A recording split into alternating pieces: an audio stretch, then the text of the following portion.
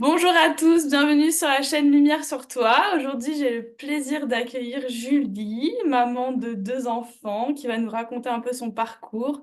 Et aujourd'hui, on va beaucoup parler d'accouchement naturel, accouchement sans péridurale, puisqu'elle a eu un parcours, voilà, pour son deuxième enfant, elle a accouché naturellement et j'aimerais beaucoup échanger avec elle sur ce sujet. Bienvenue à toi, Julie. Est-ce que tu veux te Merci. présenter en quelques mots? Merci, déjà, je suis très contente d'être là à trois parce qu'on a ton assistant avec nous quand même, hein. Si jamais on a des cafouillages, il est là. Je m'appelle Julie, j'ai 32 ans, j'ai deux garçons. Donc Sohan qui a 3 ans passés maintenant et Andrea qui a 17 mois. Et effectivement, voilà, je vais vous raconter un petit peu parce que j'ai vraiment deux types d'accouchements, un avec péridurale avec Sohan et un autre sans péridurale avec Andrea. Les deux sont des très beaux accouchements, enfin, on va en parler. Peut-être dans la vie, pour en dire un peu plus, je suis chef de projet dans le secteur bancaire. Voilà, donc j'ai repris en mars, quand Andrea avait 10 mois. Donc voilà, une forte activité en tant que femme active et puis en tant que maman, et les deux combinés, quoi. Ok, super. Et toi, du coup, pour parler de tes accouchements, tout ça, mais comment ça t'as eu cette envie d'accoucher naturellement? Comment s'est passé ton premier accouchement? Puis, qu'est-ce qui a fait que tu as eu envie de connaître autre chose? Alors, ce qui est marrant, c'est que moi, j'ai un super premier accouchement, certes avec péridurale, mais quand même en pleine conscience, le plus naturel possible, même si à l'intervention de cette péridurale, parce que finalement, je perds les os avec Sohan, donc très naturel, du coup, chez moi. Je pars à la maternité, j'attends peut-être 3 4 heures avant qu'on me pose la péridurale qui est posée nickel chrome du premier coup. Et ensuite, je n'ai plus jamais remis, pendant la péridurale, on peut mettre des doses en plus. Moi, j'en ai jamais plus remis, c'est-à-dire que quand je me pinçais le bas du corps, je sentais que je me pinçais, mais je ne sentais pas la douleur. Donc, en fait, l'accouchement, ça a été, à part ne pas sentir la douleur, j'ai tout senti pour Sohan. J'ai été maître de mon accouchement. Je sentais quand il y avait une contraction, j'avais pas besoin qu'elle me le dise. Et en Ok, 5 minutes, il est sorti. Voilà. Donc, ça a été très ok. vite, hein. Ça a été en 10 heures de temps pour Sohan, ça a été très vite. Mais à cette époque-là, je ne me suis jamais posé la question, mais vraiment jamais, d'un accouchement physiologique.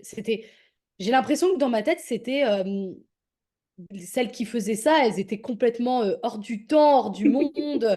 Pour moi, c'était même pas envisageable. Pour moi, il y avait la péridurale, elle était là pour quelque chose. Et je me souviens avoir appelé ma grand-mère et ma mère après, en leur disant: «Mais enfin, je ne sais même pas comment vous avez accouché sans péridurale». Parce que moi, les 4 heures que j'ai passées à subir, parce que franchement, là, je peux parler de subir et pas d'être, en mouvement avec les contractions pour Sohan, je l'avais très mal vécu. Donc je me suis dit: «Mais si j'avais fait ça jusqu'au bout, mais au secours». Et pour moi, Hmm. c'était, elles étaient complètement, voilà, des warriors, quoi. Et donc 2 bébés rapprochés parce qu'ils ont 20 mois d'écart, du coup. Et Andrea, il est venu nous bousculer dans le sens où, on l'attendait pas aussi vite. On avait ce projet de bébé numéro 2, mais quand on a émis, cette envie de projet, il est arrivé, 3 semaines après, mon petit chouchou. Donc lui, il a dit: «Moi, j'arrive, vous avez décidé le deuxième, j'arrive». T'es Donc il nous a pressée. il était un petit pressé, et il est toujours d'ailleurs un peu comme ça. Donc il nous a beaucoup bousculé, et en fait, il est venu aussi me bousculer moi dans ce que j'avais envie, dans ce deuxième enfantement. Notamment, par exemple, je n'ai pas voulu pour Andrea, vu que je me suis dit: «Bah, voilà, il est arrivé très, très rapidement», et c'était presque une surprise, même si on le savait puisque c'était nous Hmm. qui le voulions. Je me suis dit: «Bah, d'accord, tu seras surprise jusqu'au bout», donc on n'a pas voulu savoir le sexe, par exemple. Ouh. Voilà. Et puis toujours dans la même histoire, j'ai vraiment, mais j'y ai pas pensé une seule seconde, et puis dans les alentours de mon 5e mois de grossesse, je me suis dit: «Mais en fait, j'ai envie, de tenter l'expérience, d'aller chercher vraiment vers mon féminin sacré». De me dire, en fait, c'était vraiment quelque chose comme, me dire: «Je suis capable, mon corps est capable et mon bébé est capable». Hmm. Et j'étais tellement persuadée que je me suis dit: «OK, maintenant il y a plus qu'à mettre en place des choses», comme quelqu'un qui va courir un marathon, par exemple. Mais il n'y a pas de raison. Enfin, les femmes accouchent depuis des millénaires. Et je me suis dit, Mhm. mais il n'y a aucune raison pour que j'accouche pas naturellement. Et c'était très clair dans ma tête. Je pense qu'il y a eu aussi le fait, entre les deux, entre mes deux accouchements, d'être au contact d'autres mamans, parce que j'ai intégré le club poussette de ma ville au 1 an de Soane. Et j'ai pu voir des femmes qui aient donné des témoignages d'accouchement physiologique. Et je pense que c'est ça aussi hein, qui m'a mis aussi la petite puce d'avoir envie de ça. Parce qu'avant, j'avais qu'une amie dans mon entourage qui était maman, donc j'avais très très peu de témoignages autour de moi, quoi. Donc voilà, donc me voilà lancée dans cette grande aventure d'un accouchement physiologique en mettant en place diverses choses. Voilà. On voit dans ton parcours aussi à quel point c'est important en fait d'être entouré d'autres femmes et à quel point on peut avoir une influence les unes sur les autres. Je pense qu'à l'époque, enfin, c'était normal aussi, tout le monde accouchait comme ça. On voyait bon, je parle aussi de l'allaitement, hein, on voyait les femmes allaiter, enfin tout était normalisé, vu. Enfin, et du coup aujourd'hui notre réalité c'est on voit les femmes accoucher avec péridurale, donc ça devient un peu notre norme. Et du coup on a l'impression effectivement on revient à l'âge de pierre, entre guillemets, on nous classe un peu comme des folles, mais pourquoi vous faites Mais bien ça, vous sûr, aimez souffrir, etc. Et je trouve ça exactement. intéressant justement de parler de ça, de dire que, est-ce que pour toi, tu as vécu ça comme une souffrance, concrètement, accoucher naturellement, ça veut dire quoi et comment tu l'as Non, et vécu, quoi? c'est pas comme ça aussi que je l'ai préparé. Donc j'ai fait de l'hypnonatal, du yoga prénatal et de la méditation. Notamment avec Camille, qu'on connaît toutes les deux et qui nous a mis en connexion. Et en fait, je ne l'ai pas vu comme ça du tout. Pour moi, c'était un voyage. Alors, j'avais lu aussi les trois BD qui parlent de ce voyage, et c'est vraiment vrai. Le Mhm. jour J, évidemment, je ne peux pas dire qu'il n'y a pas de douleur en soi, mais quand on ne combat pas la douleur comme j'ai pu la combattre par exemple, pendant l'accouchement pour Sohan, ou même pendant les premières heures pour Andrea, où j'arrivais pas tout à fait à me mettre dans ma bulle, là, oui, on a l'impression que ce n'est que douleur. Mais si on arrive à se dire, OK, c'est un voyage et je vais accompagner mon bébé, et on est tous les deux et mon corps est capable, tu le vois autrement, et du coup, c'est plus des vagues, en fait. Des vagues avec effectivement des pics et ensuite qui redescendent. Et c'est à ce moment-là qu'il faut réussir à danser avec ces vagues, quelque part, à Ouais. nager avec ces vagues. J'adore parce que je trouve qu'il y a un parallèle magnifique avec la vie, même les émotions qu'on Effectivement, peut mais moi je dis traverser. toujours, il faut danser sous la pluie.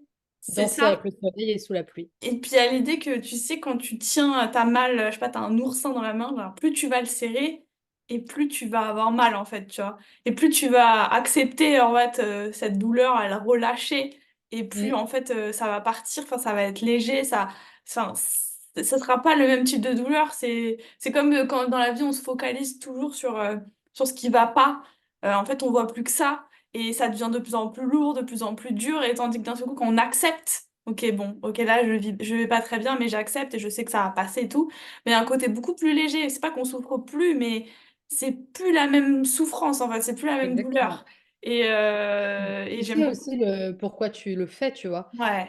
Tu es convaincu de ça et tu sais qu'aussi à la fin, tu auras ton petit bébé entre les bras. Et par contre, voilà, par contre, il faut être effectivement, faut avoir un vrai village de mères et de témoignages de mamans qui l'ont vécu parce que moi, ça m'a énormément aidé. Par exemple, ne serait-ce que de me parler vraiment de la phase de désespérance que j'ai vécue, que j'ai réussi à bien identifier parce qu'on m'en avait parlé et parce qu'on m'avait dit, tu verras, ça sera à peu près comme ça, même si chaque femme la vit différemment. Il y a quand même un truc assez similaire qui est qu'on est complètement en train de perdre les pédales et qu'à ce moment-là, c'est le point culminant de l'accouchement et de la douleur. Et si tu sais que tu vas avoir cette phase-là et si tu as eu des récits autour de toi, tu comprends que c'est normal.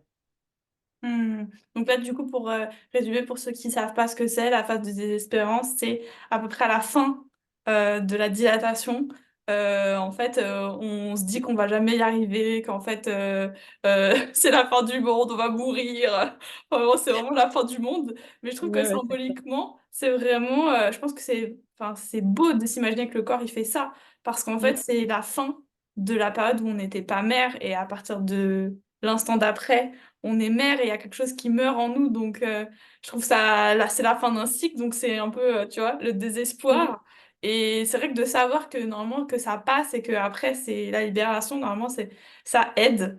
Après, j'avoue que moi pour mon deuxième accouchement, j'étais au courant de cette phase, mais c'est pas passé, donc du coup, je restais un peu, Ouais. je restais un peu Non, frustrée, tu vois, mais mais ouais, non, mais bien sûr. Et puis, n'empêche que tu peux être le plus préparé possible. Tu sais pas ce qui va arriver le jour J. Je pense qu'il y a aussi quand même ce petit facteur chance, quand même, bah, voilà, que j'ai eu, notamment bah, sur le fait que ça s'est extrêmement bien déroulé, quand même, que ça n'a pas été si long que ça. Ça a été 10 heures de travail, mais à côté d'accouchements beaucoup plus longs, voilà, c'est tout, c'est relatif.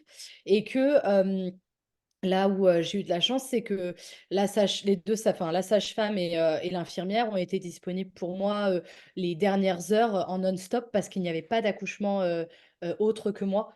Et, et je pense que ça a participé au fait que ouais. j'aille jusqu'au bout, en fait. Ouais, de les avoir, elles, en plus de mon compagnon. Mon compagnon était plus une figure d'attachement, voilà, émotionnel, alors qu'elles, elles étaient le corps médical où j'étais plus rassurée et elles étaient aussi les femmes.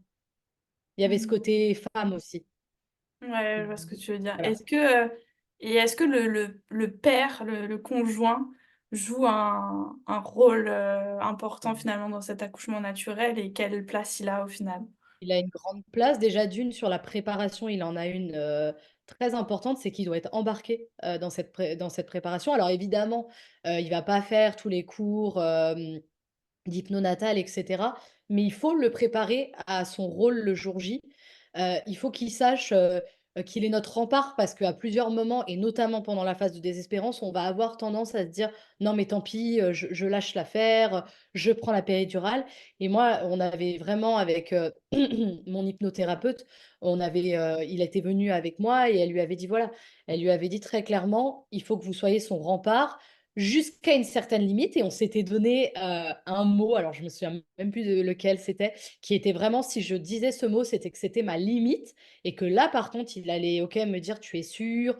Est-ce que tu veux prendre la périd», voilà, il allait voir si effectivement, mais avant ça, il ne devait rien lâcher. Si moi je commençais à être, «Oh mais j'y arriverai pas», non, non, tu vas y arriver. Tu t'es préparé. Tu sais faire, ton bébé sait faire, ton corps sait faire, tu vas y arriver. Et il me répétait ça inlassablement. Et pareil, là où pour Sohan, il a été, avec la péridurale, plus spectateur sur une chaise, à même aller chercher son petit déjeuner, parce que on lui avait dit: «Prenez des forces monsieur». Là, c'était impossible. À chaque contraction, j'avais besoin qu'il appuie en bas de mon dos pour venir contrebalancer cette douleur. Et donc il était, c'était, on aurait dit vraiment, du sport, quoi. Il est Ouais, sorti de là, il était aussi fatigué que moi, c'était assez drôle. ouais, c'est Hem, clair. mais c'était une vraie danse à 2 et avec en plus, le corps médical qui nous a rejoints à la fin, voilà, pour moi, je le fais pas sans le papa. Ouais, ouais, c'est hyper intéressant, parce que là, il y a des personnes, des femmes qui nous regardent qui pourraient se dire, «Moi, je vois pas l'intérêt, en fait, d'accoucher naturellement». Est-ce que c'est une manière de se prouver quelque chose? Est-ce que c'est une manière de prouver quelque chose aux autres? Dans mon cas, Quel c'est sens on une y met ma à ça? Dans mon cas, c'est une manière peut-être, oui, de me prouver des choses, parce que je sais que mon corps, il a toujours été là pour moi déjà. Mmh. C'est ma maison et il est extraordinaire, mais vraiment, pour plein de choses et je lui fais confiance et c'était une manière encore de lui remettre, toute ma confiance et de me dire: «Ouais, en fait, je sais qu'on en est capable». Donc il y avait ce truc-là, pas par rapport aux autres, ça j'étais pas trop à me dire: «Oh là là, c'est un peu la compète, de qui, Mmh. fera avec ou sans péridurale», pas du tout. Et puis c'était, comme je te disais, de me retrouver avec, ce féminin sacré, de me dire: «Les femmes, ont enfanté depuis la nuit des temps, j'en suis capable et pourquoi pas moi quelque part», tu vois? Pourquoi Ouais, pas moi, de déconstruire aussi l'idée qu'un accouchement est très médicalisé, qui pour moi c'était, je te dis, hein, pour Sohan, je me posais aucune question. On me disait: «Je vous ouais, injecte un truc», je demandais même pas ce que c'était. Quand ils m'ont injecté de l'ocytocine, j'ai entendu, je me suis pas posé de questions, ouais. vraiment pas. Et là, j'avais envie d'être vraiment le maître de cet accouchement, heu, Mmh. et d'être, vraiment, ouais, au cœur de mon accouchement avec mon bébé. Peut-être aussi dans cette relation de me dire: «Bah, voilà, c'est un bébé qui va être rapproché, ça va être, difficile aussi». Bah, je sais pas, quelque part pour nouer quelque chose aussi avec ce bébé par la suite. Mmh. Ouais, c'est beau, je partage complètement ton point de vue et j'ai l'impression qu'il y a aussi l'idée du coup de redevenir maître de sa vie, maître de son corps. C'est vrai qu'on passe d'un extrême à l'autre en fait. Quand on accouche de manière médicalisée, parfois c'est trop. Et c'est vraiment, on est infantilisé, enfin, on nous demande pas Bah, notre avis sur rien. Enfin, déjà, tu es attaché, enfin, tu as tous les trucs et cetera, donc tu es allongé, tu es attaché. J'avais vraiment envie aussi d'être dans ce mouvement, ouais. donc de pouvoir faire des allées et venues, de pouvoir faire tout ce qu'on avait vu avec Camille sur des exercices de bassin. Donc voilà, j'ai pu me mettre, comme en squat un petit peu et faire des 8 pour, ouvrir ce bassin et pour avoir cette pesanteur, du bébé qui descend et ça, c'est hyper important. Et dans la préparation aussi, ce qui m'a énormément aidée, c'est toute l'écriture de mantras, Mmh. heu, de me persuader et d'être intimement convaincue que j'allais le faire.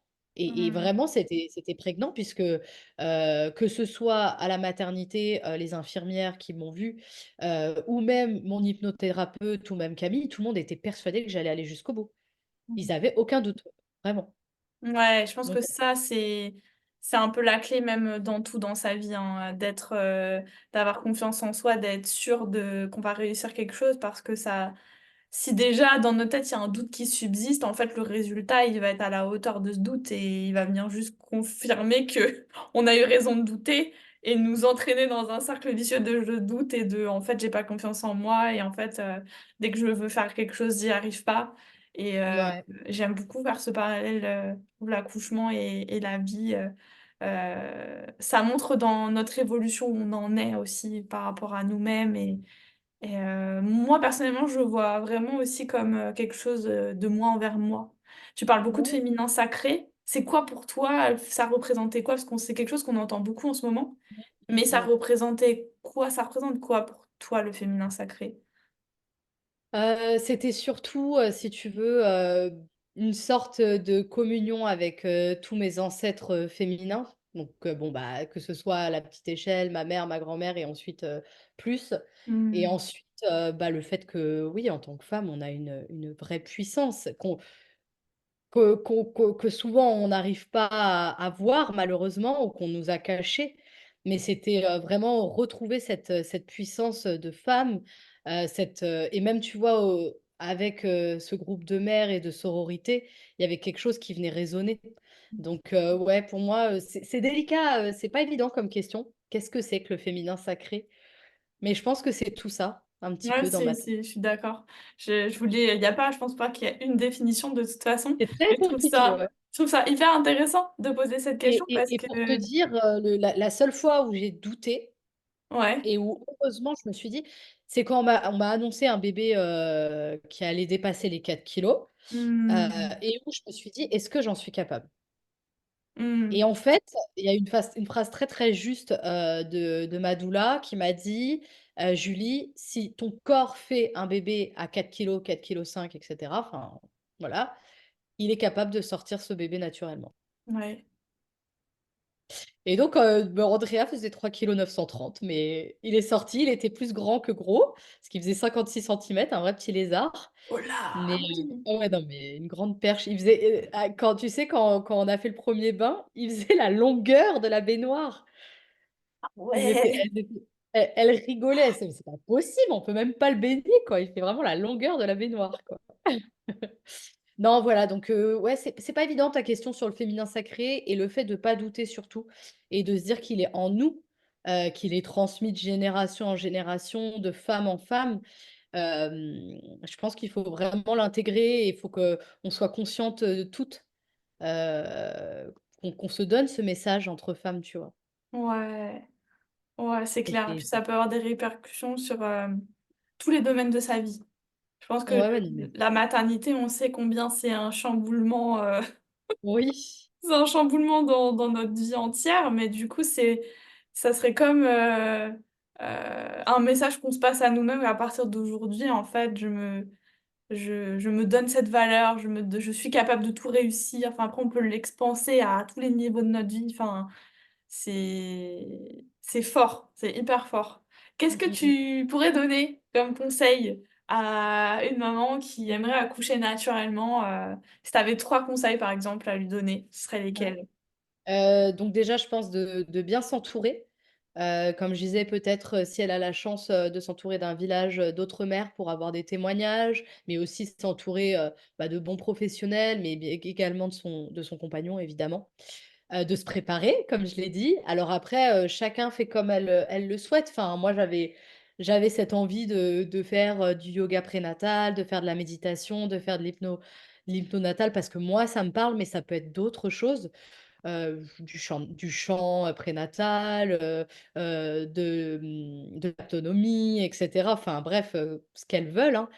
Vraiment de se préparer parce que je pense que on peut, hein, arriver sans s'être préparé et quand même y arriver, mais très souvent, c'est plus du contraint, qu'autre Mmh. chose. Mais je pense quand même qu'il faut se préparer comme je disais, comme quand tu vas courir un marathon, un semi ou quoi, enfin, Mmh. comme ça.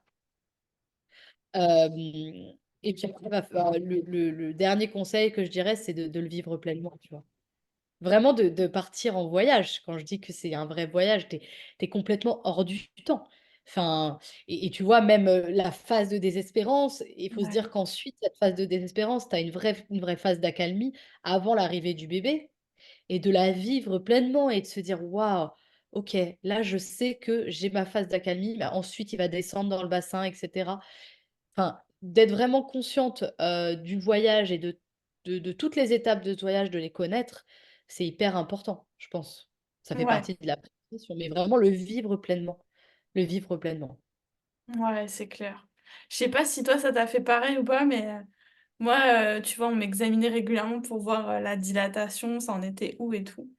Et en fait, le fait d'entendre qu'à chaque fois, bah, ça n'avait pas avancé alors que ça faisait genre 2 heures, Mmh. que j'étais enfin, tu vois, depuis la dernière fois, bah, en fait, au bout d'un moment, ça a vraiment joué sur mon moral et je me suis dit: «Bah, en fait, il y a quelque chose qui va pas et c'est bloqué et Ouais, ouais, ça avance bah, plus» et tu vois? Je sais pas si toi non, mais je comprends. Si, si, parce que vraiment au tout début, moi quand je suis arrivée à la maternité, contraction toutes les 2 3 minutes, le col était pas beaucoup ouvert, qu'à 2 et ils voulaient me renvoyer et je leur dis: «Non», je dis: «Je connais mon corps, je sais que c'est maintenant» et en fait, je perds des pieds vraiment, j'étais pas du tout dans cette bulle dont je parlais et quand mmh, je me suis refocusée dans cette bulle, j'ai re enfin vraiment d'un seul coup, tu vois? Mon col s'est dilaté et ça a été beaucoup plus vite et là, j'ai eu peur, ce laps de temps où je n'étais pas maître, où j'étais pas dans ma bulle, j'ai failli renoncer et un mmh, autre moment aussi comme toi, c'est au moment où, quelques heures plus tard, on revient m'examiner 2 heures après et on me dit: «Vous êtes encore, au même chiffre», c'était 5 ou 6 je crois et là, je regarde mon compagnon, je lui dis: «Mais je vais jamais y arriver, enfin, faut mmh, que je fasse une péridurale» et c'est là où il a été le rempart. C'est là où il m'a dit parce que d'ailleurs je vraiment, hein, il m'a dit: «Tu t'es préparé, tu es capable, on continue» et je pense, qu'on était à vraiment à 2 doigts de la bascule. À 2 doigts de la bascule et quand 50 minutes plus tard, j'entends que finalement, ça avance, je me dis: «OK, ça va, heureusement que j'ai pas basculé». Mais c'est pour ça qu'il y a quand même ce facteur, d'être accompagné, mais il y a aussi un peu de chance, il y a un peu de voilà, il y ouais, a un non, peu de comment on ça se sent qu'on déroule. est tellement fragile, ça se joue à tellement enfin, moi, Carrément, je sais que j'avais cette certitude et je l'ai toujours que mon corps est capable. Mais bien sûr. mal dans le cas enfin et d'un autre côté, mon corps me prouve à chaque fois qu'arriver Mais à après tu as quand même, ce mini doute et c'est tu très vois? dur C'est je me dis: mais «Mais ouais, c'est pas facile» parce que j'avais beau avoir, cette conscience que, ben, on est capable et cetera, que moi j'en suis capable aussi. Bah, en fait, au bout de 6 heures, 7 heures sans que ça bouge d'un centimètre, et d'être épuisé, de s'endormir, après entre chaque contraction parce qu'on n'arrive même plus à garder les yeux ouverts. On dit: «Mais est-ce que mon corps, en fait, il va être capable, en fait, au final?» Enfin, je pense qu'il y a un micro doute qui s'installe et et c'est ouais et c'est là où il faut réussir à prendre ce recul, déjà à se déculpabiliser. ouais. Parce que, de toute manière, quelle que soit l'issue, on veut juste avoir notre bébé entre les mains en bonne santé et être Mmh. bien aussi en bonne santé. Donc vraiment réussir à prendre ce recul-là. Mais ouais, c'est là où il y a des infimes petits grains de sable qui font qu'il y a un peu de chance, un peu de effectivement, quand tu es très fatigué, au bout d'un moment, tu es vraiment, tu peux plus quoi. Enfin, Ouais. tu es vraiment très, très fatigué, donc je le comprends et pareil, le la problématique sur, cet accouchement, pour moi, qui était très belle, c'était qu'en fait, la poche des os ne se perçait pas. Mmh. Du coup, il avait beau on voilà, il avait beau appuyer sur le col et le col avait beau s'ouvrir, c'était très difficile parce que ça faisait des sortes de mouvements de ballon, de va-et-vient comme ça Ah ouais, ouais. et c'était très difficile et bon, les infirmières, elles, étaient enchantées parce qu'elles disaient: «Il va naître coiffé, il va naître coiffé», mais je savais que ça demandait encore plus d'heures, dans ce voyage et c'était quand même fatigant aussi et c'est vrai que j'ai pris aussi la décision à un moment donné de leur demander de percer la poche des os malgré tout ça Ouais. et il y avait et elles m'ont dit: Si on perce cette poche des os, il n'y a plus de retour en arrière, on ne peut plus vous poser la péridurale». Donc là, elles m'ont mis aussi devant le fait accompli, au pied du Mais mur, c'est super bizarre qu'elle t'ait dit ça, parce que moi, on m'a bah, passé moi, elles la m'ont poche dit des os, ça. on m'a mis la péridurale après, hein. Elles m'ont dit, alors peut-être ça dé peut alors peut-être, je sais pas, hein, que c'était parce qu'elle Au nombre de était au centimètres. peut-être c'était au nombre de centimètres d'ouverture, je ne sais pas, mais elles m'ont dit: «Madame», peut-être, hein, j'en sais rien, je sais plus à combien j'étais. Je devais être à 8, tu vois, assez avancé. Elles m'ont dit: «Si on la perce maintenant, on ne revient plus en arrière» et c'est à ce moment-là que j'ai eu vraiment, un peu des coups de fou Ouais, à me dire, mais du coup, si on la perce, est-ce qu'il arrive maintenant?» parce que je me disais: «Bon, bah, si je la perce, il va arriver tout de suite pratiquement». Bon, spoil alert, il est arrivé au bout d'une heure, mais bon, quand même, il est arrivé plus vite quand même, hein, ça va. Bon, et 1 heure, donc ça peut voilà. paraître très long quand quand Oui, quand c'est la fin, mais mais je sais en fait que ouais, je sais que si elle avait été percée naturellement ou plus tôt, il serait arrivé encore plus vite, ça j'en ai aucun doute. Mais il y a juste ce truc-là où vraiment j'ai pas je me suis dit: «Non, je vais y aller» et pourtant j'ai eu tellement peur de la percer cette poche. ah Je me ouais. suis dit, et vraiment de me dire: «Bon bah voilà, ça y est, quand tu vas la percer, tu y vas quoi».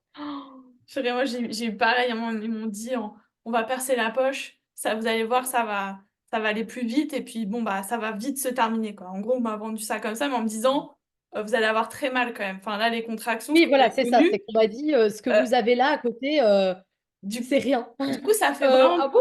ça fait vraiment flipper parce que j'avais déjà eu quand même un peu mal, on va pas se mentir.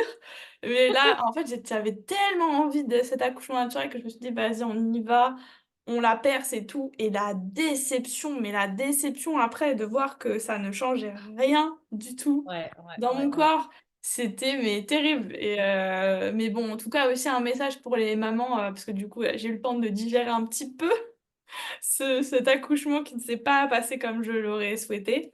Mais le message, c'est, finalement d'accueillir aussi ce qui se passe en soi, d'accueillir ce qui vient et c'est bien d'être préparé mentalement, d'avoir un projet, d'y aller.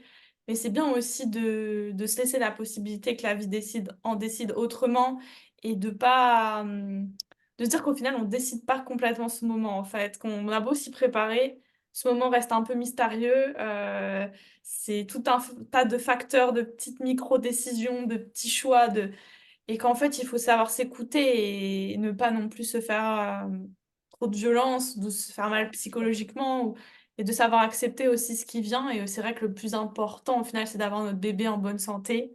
Faut pas oublier le vrai, Ah objectif, bien en sûr fait. et puis tu vois, moi sur, la naissance de Soham, même en ayant une péridurale, je te dis, pour moi, c'est un accouchement quand même physiologique. Oui, Mmh. il y a l'aide de la péridurale avec Soham, avec mon premier, mais je sens tout et je suis maître de mon accouchement quand même, tu vois? Ouais, c'est beau, ouais.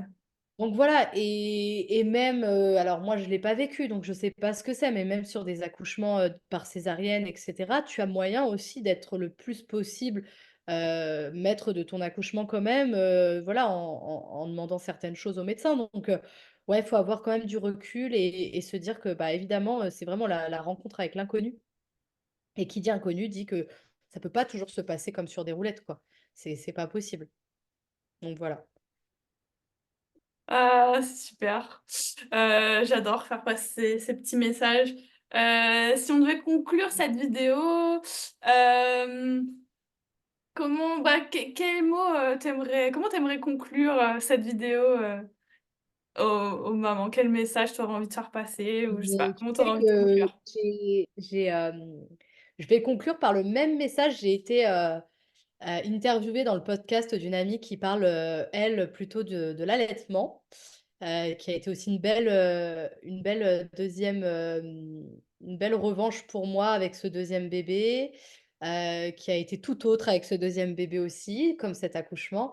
Et j'avais fini et je finirai de la même manière par, vraiment à toutes les mamans ou futures mamans de se faire confiance, vraiment. Vraiment, faites-vous confiance, que ce soit sur, votre enfantement, l'accouchement, la rencontre avec votre bébé et ensuite, bah, sur votre maternité. Faites-vous confiance. Merci, c'est très, très juste, Mmh. très beau, je suis complètement d'accord, avec toi.